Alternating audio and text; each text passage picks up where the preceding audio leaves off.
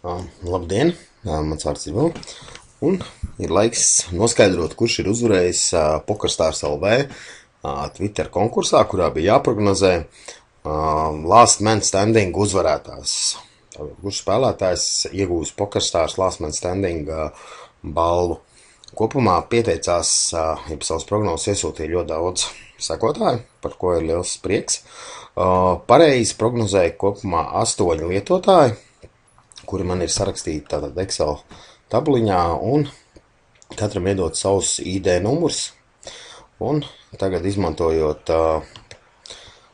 tātad random.org ģeneratoru, mēs noskaidrosim, kurš numurs, jebkurš no šiem te 8 sekotājiem, kas iesūtīja pareizo prognozi, būs uzvarējis. Nu ko, tātad minimālais 1, maksimālais 8, un aiziet. Cik interesanti. Tātad uzvarētājs ir lietotājs, kurš pirmais arī prognozēja. Tātad numur 1, tas mums ir Oskars Damb. Apsveicam Oskar Damb. To es iegūtu $20, kurš varēs spēlēt, izmantot PokerStars pokeristabā.